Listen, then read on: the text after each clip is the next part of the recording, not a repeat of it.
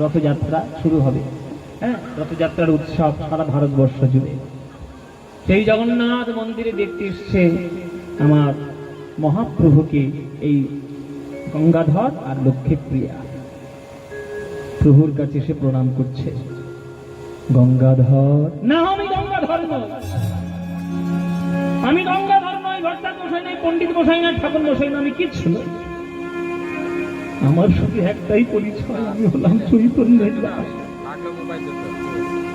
তুমি কেন এমন করলে প্রভু? আমার মনে কত বড় ইচ্ছে ছিল যে তোমার সঙ্গে আমি একটু কীর্তন করি, লোকের হাতে ধরে পায়ে পড়ে হরিনাম সংকীর্তন প্রদান করি। তুমি আমার মনটাকে রাখলে না। আমার ইচ্ছে পূর্ণ হওয়ার আগেই তুমি চলে এলে, সন্ন্যাসী হয়েছিল কালের মতো। আমার সারা জীবনের মনোবাসনা পূর্ণ হলো না। আচ্ছা ঠিক আছে বাবা, অন্যায় হয়ে গেছে তোমার কাছে গঙ্গাধর। তুমি যে আমায় এত ভালোবাসো আমি বুঝতেই পারিনি। আজ তোমরা পুরীতে এসছো জগন্নাথের সামনে, এই জগন্নাথের মন্দিরে, এই জগন্নাথের দেউলের সামনে দাঁড়িয়ে যা চাইবে তাই পেয়ে যাবে, যা চাইবে তাই পেয়ে যাবে। বলো তোমাদের কি চাই? গঙ্গাধর বলছে, প্রভু আমরা তো তোমার চরণ ছাড়া আর অন্য কিছু চাই না, আমার চাওয়ার কি রয়েছে? কাঁচের টুকরো খুঁজতে খুঁজতে কেউ যদি একটা হীরের টুকরো পেয়ে যায়, সে কি আর কখনো কাঁচ খোঁজে প্রভু? কাঁচন বিচিন্নন নিবেদিত রত্নম, ভাগবতের শ্লোক। মায়েরা, রাস্তার মধ্যে তুমি কাঁচ খুঁজতে খুঁজতে যাচ্ছ, কাঁচ খুঁজতে খুঁজতে তুমি পেয়েছো হীরের টুকরো, আর কি তুমি সেই কাঁচের টুকরোটা খোঁজো? জগৎ ঘুরতে ঘুরতে জগৎপতির চরণ পেয়েছি, তুমি হলে আমাদের জগৎপতি, তোমার চরণ ছাড়া কোথায় যাবো প্রভু? তুমি আমাকে বঞ্চিত করে ভাবে চলে এলো, তাই আমাদের বড় কষ্ট। গঙ্গাধর চিন্তা করো না, আশীর্বাদ করলাম তোমায়। তুমি তোমার স্ত্রীকে নিয়ে আজকের এই পুরীধাম এসেছ, আমি আজ তোমাদের সবার সম্মুখে আশীর্বাদ করলাম। গঙ্গাধর বাড়ি ফিরে যাও, কিছুদিনের মধ্যেই আমারই অংশ স্বরূপ রূপে তোমার স্ত্রীর গর্ভ আলো করে আমি আবার নতুন ভাবে জন্মগ্রহণ করব। আমার নাম হবে শ্রীনিবাস আচার্য, তুমি হবে আমার বাবা, লক্ষ্মী হবে আমার মা। তোমাদের সন্তান রূপে এসে আমি আবার সংসার মাঝে প্রেম বিচরণ করব। তোমাদের আমি আশীর্বাদ করি। তুমি আমার ছেলে হবে প্রভু, আমার ছেলে হবে। শুধু লক্ষ্মী কি বলছে? লক্ষ্মী বলছিস প্রভু, এটা যদি হয় তাহলে তোমার চরণের দাস হয়ে এই পৃথিবীর ইতিহাসে চিরকালের মতো আমাদের নাম লেখা থাকবে।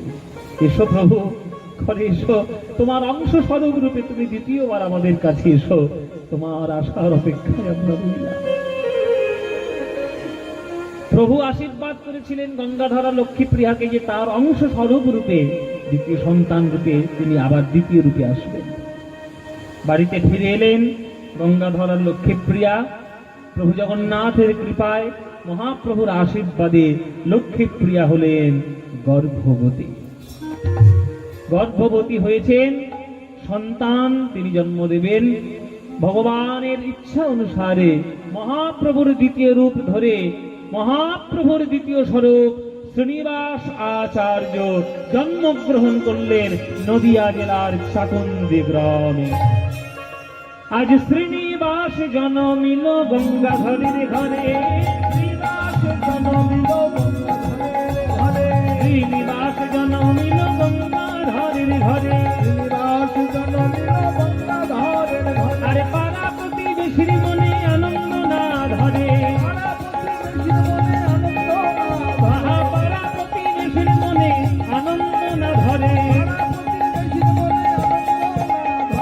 উলুধ্বনি শঙ্খধ্বনি করে নারীগণ, উলুধ্বনি শঙ্খধ্বনি করে নারীগণ, উলুধ্বনি শঙ্খধ্বনি করে নারীগণ, উলুধ্বনি শঙ্খধ্বনি করে নারীগণ। আর বাহু তুলে হরিধ্বনি দেয় ভক্তগণ, বাহু তুলে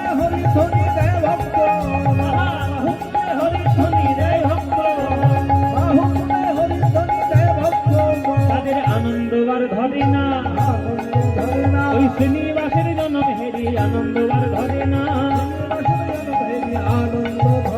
শ্রীনিবাসের জনভেদী আনন্দ আর ধরে না। ওই শ্রীনিবাসের তোমরা হরি হরি হরি বলো ভাই, শ্রীনিবাসের জনভেদী হরি হরি হরি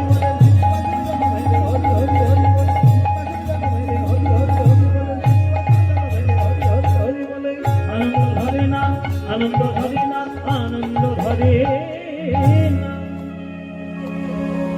পাড়া প্রতিবেশীতে যদি একটা ছেলে হয় কারোর বাবা, আনন্দ হয় না? আনন্দ হচ্ছে কিনা বল? হ্যাঁ, আরে গঙ্গাধরের একটা ছেলে হয়েছে। হ্যাঁ, এতদিন ছেলেটার জন্য হয়তো মাথাটা খারাপই হয়েছিল, এবার ছেলেটা হয়েছে মানে এবার মাথার ব্যামোটা এবার সারবে গো, ভীমরতিটা সারবে। হ্যাঁ, ঠাকুর মশাই বললে সারা দেয় না, ভট্টাচ মশাই বললে সারা দেয় না, পণ্ডিত মশাই বললে সারা দেয় না। আজকে ছেলে হয়েছে, ছেলের তাদের ঠিক থাকবে, যদি সেরে যায়।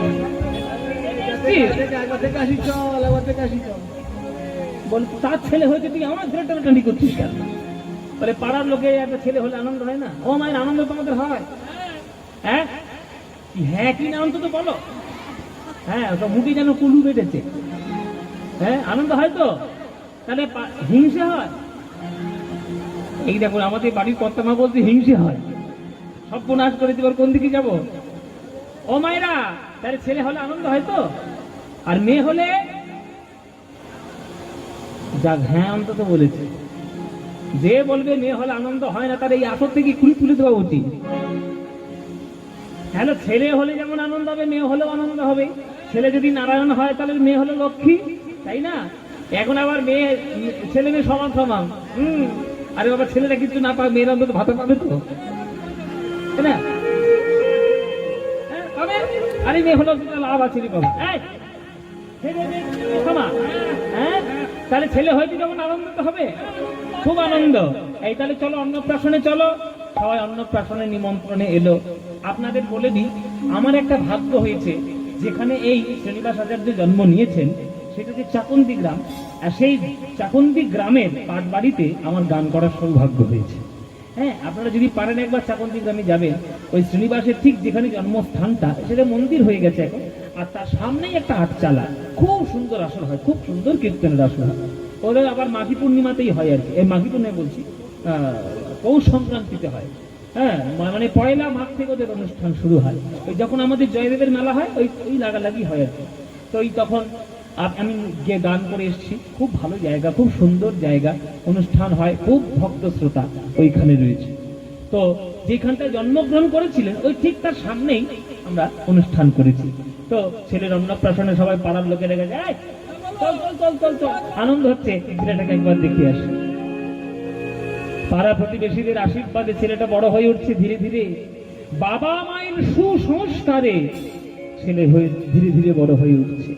হ্যাঁ, ছোট্ট ছোট্ট হাত নিয়ে মা লক্ষ্মীপ্রিয়া কোলে বসিয়ে আর দুটো হাতে তালি দিয়ে দিয়ে ছেলেকে শেখাচ্ছে, বলো তো বাবা, বলো বলো বাবা, বলো তো দেখি, বলো নিতাই নিতাই নিতাই, বলো গৌর গৌর গৌর, বলো বাপ শ্রীকৃষ্ণ চৈতন্য সুন্দর, বলো বাপ শ্রীকৃষ্ণ চৈতন্য সুন্দর, বলো বাপ শ্রীকৃষ্ণ চৈতন্য সুন্দর, বলো বাপ শ্রীকৃষ্ণ চৈতন্য সুন্দর, শিবাসাদি অদ্বৈত আর গদাধর, শিবাসাদি অদ্বৈত আর গদাধর, জয় রূপ সনাতন ভট্ট রঘুনাথ, জয় রূপ সনাতন ভট্ট রঘুনাথ, শ্রীদেবী গোপাল ভট্ট দাস রঘুনাথ, এই ছাই গোসাইর করি চরণ বন্দন, এই ছাই গোসাইর করি চরণ বন্দন, আরে যাহা হইতে বিঘ্ন না গভীষ্ঠ পুরাণ, কি গো মায়েরা এরকম শিক্ষা দিয়েছে ছেলেদেরকে? কোলে করে ছেলেটাকে নিয়ে ছোট ছোট হাতে তালি দিয়ে কখনো বলিয়েছ? বলো বাবা নিতাই নিতাই নিতাই, গৌর গৌর গৌর বলিয়েছ? হ্যাঁ, কথা শুনবে না? তুমি তো 1 নম্বরের কথা শোনো না, তোমার ছেলে কথা শুনবে কি? আগে ছেলে মেয়েদেরকে কথা শোনানোর আগে নিজে তো শুনতে হবে কথা। কোলে ছেলে রয়েছে আর কোলে বাচ্চাটিকে নিয়ে ভালো করে সিরিয়াল দেখছে, বোঝে না, সে বোঝে না। বোঝে না, সে বোঝে না, সে আর কি বুঝবে? ওই কোলে করে ছেলে আছে, কোলে ছেলেটাকে নিয়ে তাকে সুসংস্কার না দিয়ে তোমরাই তো তাকে শেখাচ্ছ কাঁচা বাদাম, ভাজা বাদাম, লুঙ্গি ডান্স, লুঙ্গি ডান্স। তা তোমাদের ছেলেমেয়েগুলো মানুষ হবে কি করে? এই কথাগুলো একটু কড়া কড়া কথা, কিন্তু শুনতে খারাপ লাগলেও সত্যি কথা বাবা। এখনকার দিনের গান বাজনা সংজ্ঞা হয়ে গেছে কাঁচা বাদাম, ভাজা বাদাম। কেউ যদি গান বাজনাটিকে সংজ্ঞা হিসেবে নিয়ে নেয় তাহলে কি সর্বনাশ হবে বলুন দেখি? সুর সুর হারিয়ে যাচ্ছে কেন? আমরা সবাই অসুর হয়ে গেছি তাই। আমাদের যে অবস্থা হচ্ছে ধীরে ধীরে, আমরা জানি না যে বাঙালি জাতি আর কতদিন এইভাবে এক্সিস্ট করবে। যদি নিজেদের ইতিহাস আর নিজেদের সাহিত্য যদি আমরা নিজেরাই না বুঝি তাহলে হবে না। এখনকার দিনে দেখবেন ফাংশনে গিয়ে হাজার হাজার লোক, সেখানে ডিজে লাইট এই ওই তাই দিয়ে নানান কেলোর কীর্তি। আর কীর্তনে কোন ভাগবত পাঠে, কোন রবীন্দ্রসঙ্গীতের আসরে, কোন নজরুল ইসলামের গানের আসরে লোক বলে টাকা কেউ দেয় না। তাই টাকা দেবে কি করে? তোমরা তো নিজেরাই শুনতে চাইছো না। তোমাদের তো ব্যবসার দরকার, তোমাদের তো রবীন্দ্রনাথ ঠাকুরকে নিয়ে ব্যবসায়ী দরকার, ভালো তো পড়াশোনা তাকে। ওটা করলে হবে না। রবীন্দ্রনাথ ঠাকুরের গানের শ্রোতা অন্তত 1 লক্ষ হওয়া উচিত এক একটা আসরে, আমি অন্তত মনে করি। কেননা তার সাহিত্য, তার সুর, তার দর্শন পৃথিবীতে এইরকম কখনো পাবেন না, কোথাও পাবেন না। কিন্তু কোথায় হয়? ভাবতে বড় খারাপ লাগে, বলতে বড় খারাপ লাগে বাবা। এই ফেসবুকের দুনিয়ায় এসে এখনকার দিনে যে সব নোংরা গানগুলো হিট হয়ে যাচ্ছে বাজারে বাজারে, সেই জায়গায় যদি আমি একটা নজরুল গীতি গাই, এই যে রবীন্দ্রনাথের গান গাই, দেখবেন লোকে শোনেই না। কারণ সেই শিক্ষা আমরাই দিচ্ছি না। তাই বাচ্চাদেরকে শিক্ষা দেওয়ার দায়িত্ব স্কুলের নয়, আপনার। কোলে করে ছেলেটিকে বসান, বীরভূমের ইতিহাস থেকে পড়ান, নিতাইয়ের বীরচন্দ্রপুরে নিতাইয়ের চরণস্থলে একবার ধুলো দিয়ে গলাগলি দিয়ে স্নান করিয়ে নিয়ে আসুন। নানুর চণ্ডীদাসকে একবার প্রণাম করিয়ে নিয়ে আসুন, জয়দেবের মেলায় গিয়ে প্রণাম করিয়ে নিয়ে আসুন। নিজেদের দেশের শিক্ষা নিজেদের কাছে রাখুন। সর্বনাশ হতে বেশি দেরি নেই। সর্বনাশের কথাই আমরা এগোচ্ছি, কোনো চিন্তা নেই। কিন্তু যদি নিজেরাই সর্বনাশ চাও, সবই সর্বনাশ। জেনে রাখো, গাছের গোড়াটাকে না চিনলে গাছ কোনোদিন বাঁচবে না। আমাদের সভ্যতা, আমাদের সংস্কৃতি, আমাদের সংস্কার যদি আমরা না চিনি তাহলে আমরাও কখনো বাঁচবো না। জেনে রাখবে, নিজেদের স্বার্থের জন্য আমরা যা ইচ্ছা তাই করে ফেলছি, কিন্তু ওটা করলে হবে না। এই দেখুন শিক্ষা কাকে বলে। কোলে করে তুলে নিয়ে ছোট্ট ছোট্ট হাতে সে কথাই বলতে শেখেনি, কিন্তু কানের মধ্যে তাকে শিক্ষাটা দিয়ে দিচ্ছে, যাতে বড় হয়ে জানতে চায় নিতাইকে, গৌরকে, ষড়গোস্বামীকে যাতে জানতে চায়। বদন ভরে জয় দাও, বদন ভরে জয় দাও, বদন ভরে জয় দাও, বদন ভরে জয় দাও। ওই সবার সজে গৌরাঙ্গের বদন ভরে জয় দাও, গৌরাঙ্গের বদন ভরে জয় দাও। এই ছয় গোসাই যাবে ব্রজে কইলে বা, এই ছয় গোসাই যাবে ব্রজে কইলে বা। রাধা কৃষ্ণ নিত্যলীলা করিলেন প্রকাশ, রাধা কৃষ্ণ নিত্যলীলা করিলেন প্রকাশ। বদন ভরে জয় দাও, বদন ভরে জয় দাও। তুমি জয় দিলে জয়ী হবে, বদন ভরে জয় দাও।